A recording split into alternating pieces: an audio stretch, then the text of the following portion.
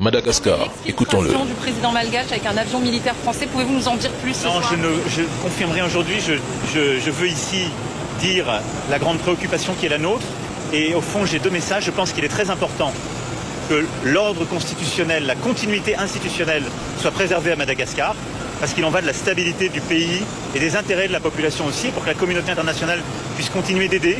Parce que si l'ordre international et constitutionnel était rompu, on sait ce qui s'est passé, Madagascar l'a déjà vécu, ce serait évidemment les premières victimes seraient la population.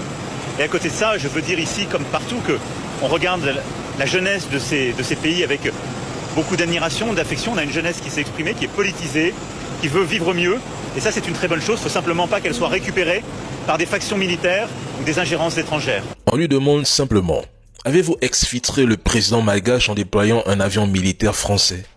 Sa réponse, je ne confirme rien aujourd'hui. Autrement dit, il ne dément pas.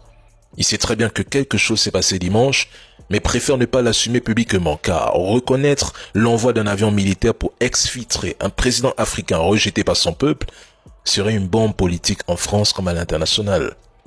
Ce serait admettre une ingérence flagrante dans les affaires malgaches et africaines et renforcer l'image d'une France néocoloniale protégeant encore ses pions sur le continent.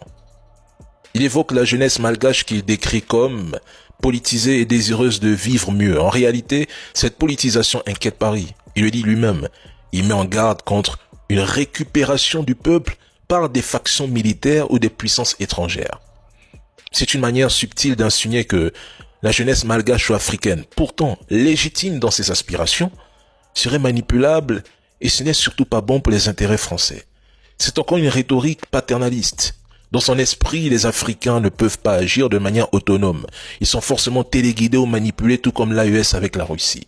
Ce que le président Macron redoute, au fond, c'est de perdre le contrôle des dynamiques africaines.